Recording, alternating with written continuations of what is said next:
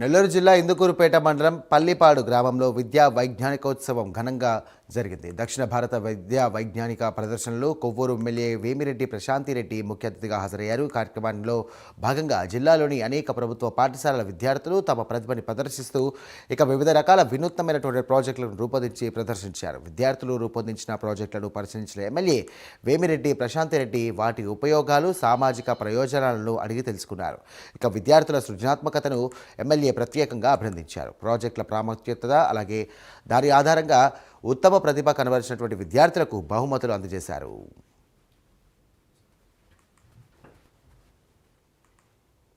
Science fair అనేది విద్యార్థుల్లో క్రియేటివిటీని వెలికి తీసి వాళ్ళకున్న జ్ఞానాన్ని 10 మందికి పంచే విధంగా చిన్నప్పటి నుంచే వాళ్ళని తీర్చిదిద్దుతున్నట్టు అవుతుంది. అలా తీర్చిదిద్దిన ఉపాధ్యాయులకి ఇలాగా సైన్స్ ఫేర్లలో ఎన్నో బహుమతులు గెలిచి మండల స్థాయి నుంచి జిల్లా స్థాయికి వచ్చిన విద్యార్థులకి అందరికీ కూడా ధన్యవాదాలు తెలుపుకుంటున్నాను.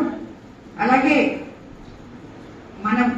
నేను వినడం మీరంతా వివిధ రకాల కాన్సెప్ట్లతో ఇక్కడ ఎగ్జిబిషన్ స్టార్ట్ చేశారని చెప్పి విన్నాను.